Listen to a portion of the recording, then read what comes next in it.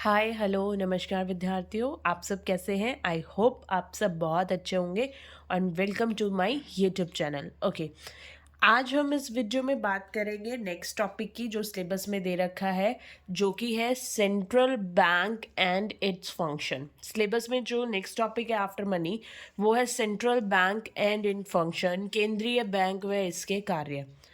Again हम पहले syllabus देख लेते हैं, देन आगे बढ़ेंगे।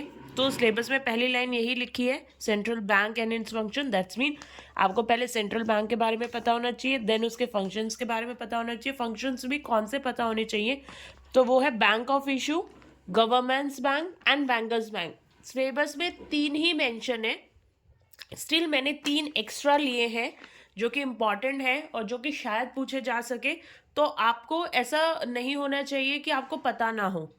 जो कि लास्ट के थ्री है, lenders of last resort, custodian of international currency, controller of credit. Hindi में बोलूं तो मुद्रा नियामक, सरकार का बैंक, बैंकों का बैंक, अंतिम उपाय का ऋणदाता, साख नियंत्रण, अंतर्राष्ट्रीय मुद्रा का संरक्षण। आज हम इस बारे में बात करेंगे, ठीक है, और इससे आपकी कॉन्सेप्ट क्लियर हो जाएगा एकदम। और नेक्स्ट वीडियो में हम फिर अगेन इसके पीवाईक्यू देखेंगे जैसा कि हम करते आए हैं। लास्ट शॉर्ट मैंने डाला था how to make notes, I hope आप सबने वो देख लिया होगा। अगर नहीं देखा है तो प्लीज़ जाके वो देखिए, क्योंकि वही आपकी इस ओवरऑल प्रिपरेशन को वैल्यू एडिशन देगा, बूस्ट करेगा, ताकि आपकी रिवीजन बहुत अच्छे से हो सके। इस यहाँ पर भी मैंने नोट्स कुछ उसी प्रकार से बनाने की कोशिश की है जैसा कि मैंने उस वीडियो में बताया था। अब आगे बढ़ने से पहले अगर आप मेरे चैनल पर नए हैं तो प्लीज़ सब्सक्राइब कर दीजिए, और अगर जुड़े हुए हैं तो इसे लाइक कीजिए और शेयर कीजिए। अब हम अपने टॉपिक की तरफ मूव करते हैं, that is central bank. Okay, central bank क्या होता है? किसी भी देश का सेंट्रल बैंक एक एपेक्स बैंक होता है। एपेक्स बैंक मतलब सर्वोच्च बैंक होता है, सर्वोच्च सबसे बड़ा बैंक होता है उस देश का, एपेक्स बैंक होता है। जो क्या करता है, क्यों होता है? वो कंट्री की मॉनेटरी पॉलिसीज और बैंकिंग सिस्टम को रेगुलेट और मॉनिटर करता है। देखिए, ये नोट्स मैंने उसी तरीके से बनाए जिस तरीके से आपको भी बनाने चाहिए, कि central bank is apex bank जो कंट्री की मॉनेटरी और बैंकिंग स्ट्रक्चर को रेगुलेट करता है और मॉनिटर करता है। जैसा कि हमारे देश में है आरबीआई, ठीक है। केंद्रीय, अब इसको अगर मैं हिंदी में बोलूं तो केंद्रीय बैंक सर्वोच्च बैंक है जो देश की संपूर्ण मौद्रिक और बैंकिंग प्रणाली को नियंत्रित करता है। जैसे कि आरबीआई, आरबीआई का नाम हम सबने सुना होगा, बैंक के बारे में हमको सबने सुना होगा।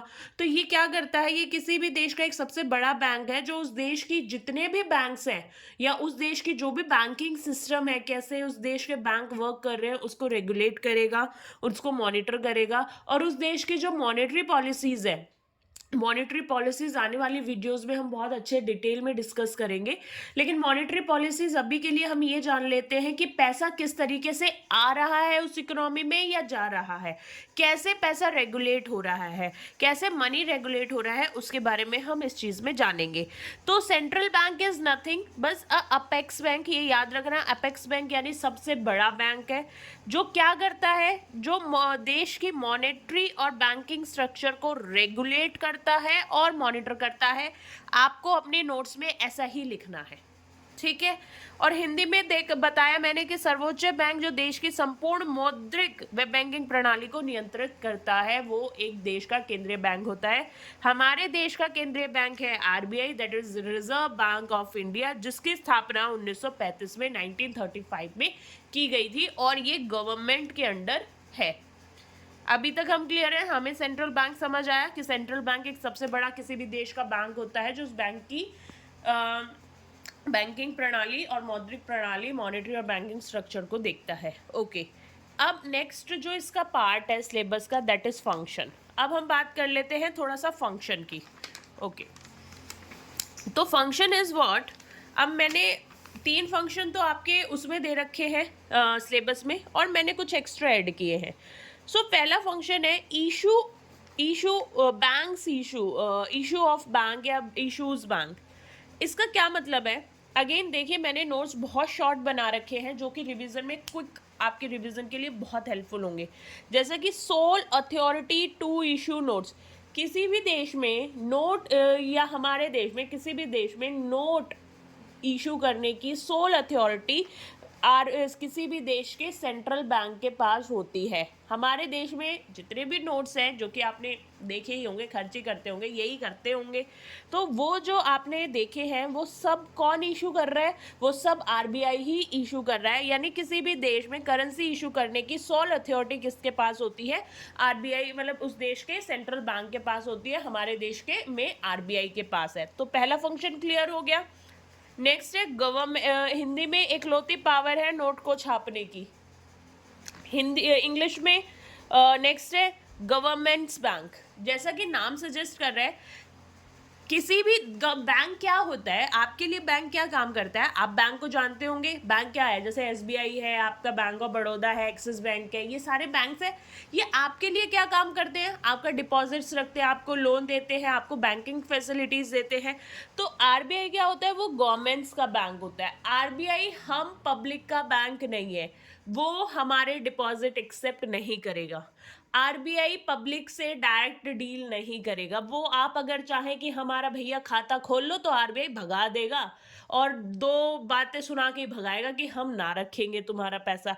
तो ये क्या करेगा ये? लेकिन किसी का तो बैंक है, तो ये किसका बैंक है? ये है गवर्नमेंट का बैंक। यानी ये गवर्नमेंट को बैंकिंग फैसिलिटीज प्रोवाइड करेगा। वही बैंकिंग फैसिलिटीज जो नॉर्मल बैंक हमको करते हैं, डिपॉजिट, लोन वगैरह, ये सब यही वो गवर्नमेंट को करेगा। तो बैंकिंग फैसिलिटीज टू गवर्नमेंट, सरकार को बैंकिंग सुविधाएं देना भी आरबीआई का या किसी भी देश के सेंट्रल बैंक का कार्य होता है। अगेन सेंट्रल बैंक पब्लिक से डायरेक्ट डील नहीं करता। वो पब्लिक से डायरेक्ट ना तो पैसा देगा, ना लेगा, ना डिपॉजिट करेगा, उसे कोई लेना देना नहीं है पब्लिक से डायरेक्टली।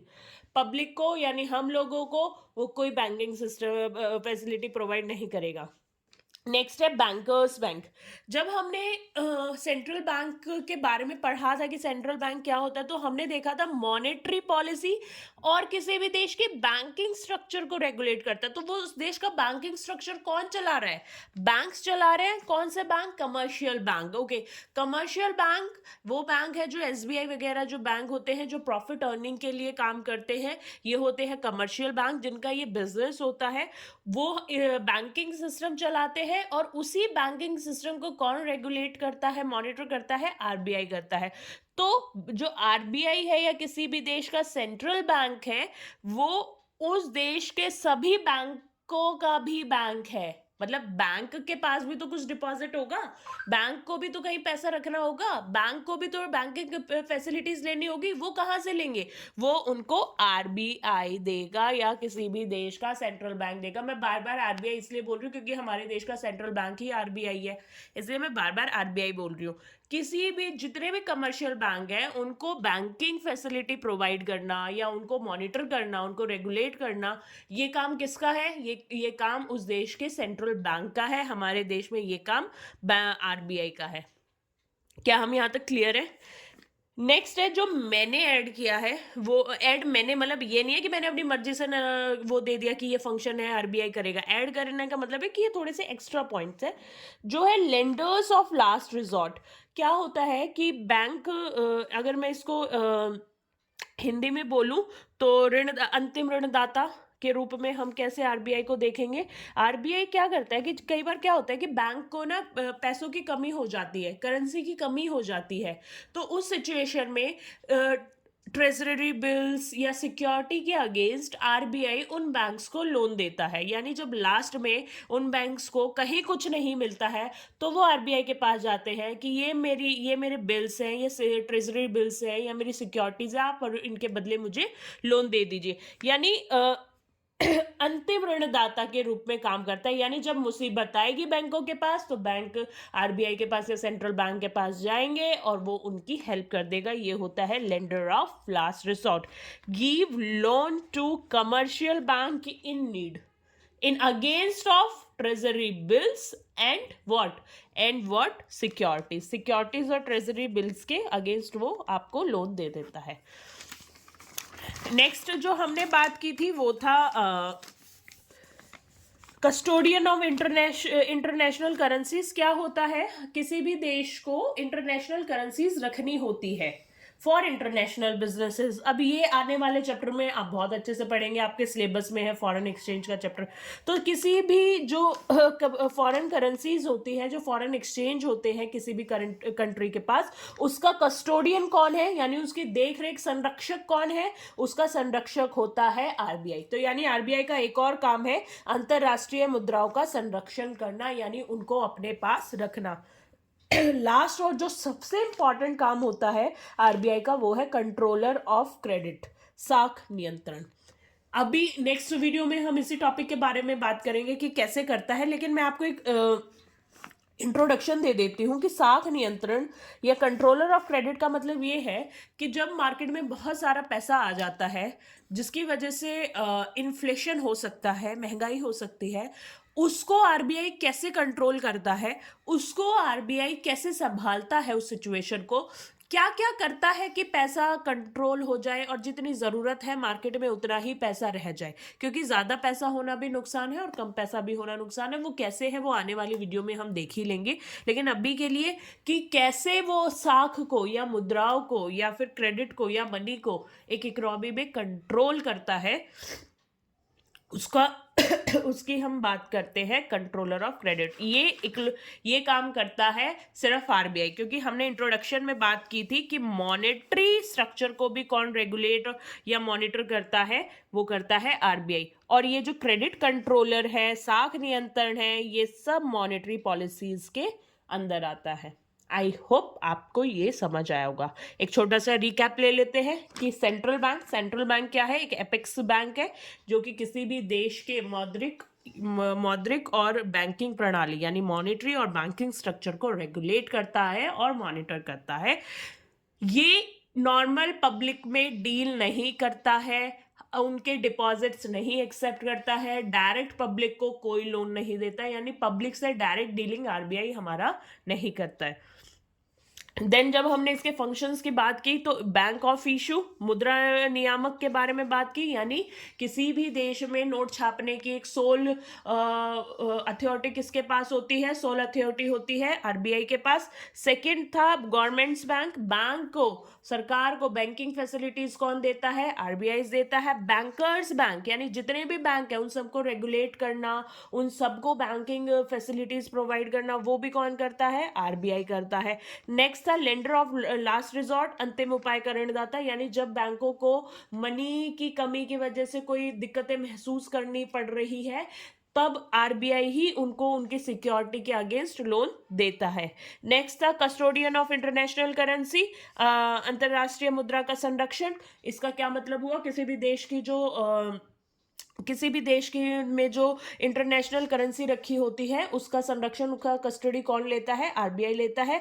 नेक्स्ट एंड इंपॉर्टेंट था कंट्रोलर ऑफ क्रेडिट, किसी भी देश में कितना मनी फ्लो कर रहा है, कितना क्रेडिट फ्लो कर रहा है, उसको रेगुलेट भी कौन करता है, आरबीआई करता है। आई होप आपको ये जो कॉन्सेप्ट था central bank and its function, ये क्लियर हो गया है। नेक्स्ट वीडियो में हम आपको जरूरत है कि आप हर कार्य को, हर फंक्शन को इंडिविजुअली अच्छे से पढ़े। रीजन बिहाइंड पीवाईक्यूज में यानी पीछे पूछे गए क्वेश्चंस में ये देखा गया है कि सीबीएसई ये नहीं कहेगा आपको कि सेंट्रल बैंक के 2 कार्य बता दो, 3 कार्य बता दो, नहीं, वो आपको कहेगा कि explain the bank of issue as a function of central bank, या explain the function of central bank as government's bank, यानी वो आपको स्पेसिफिक बताएगा कि आपको कौन सा फंक्शन डिस्क्राइब करना है। तो इसलिए बहुत ज़्यादा ज़रूरी है आप इंडिविजुअल फंक्शंस को पढ़ें और ध्यान से पढ़ें। मैंने अपनी कोशिश की है आपका कॉन्सेप्ट क्लियर करने की और आई होप आपके कॉन्सेप्ट क्लियर हो गए हैं। अब नेक्स्ट वीडियो में हम नेक्स्ट टॉपिक के साथ मिलेंगे। तब तक के लिए आप खेलिए, कूदिए, मस्ती कीजिए, पढ़िए और हमारे साथ जुड़े रहिए। बोर्ड में बहुत कम टाइम रह गया है और प्लीज़ आप भी अपने प्रिपरेशन को स्पीड अप कीजिए। Thank you so much.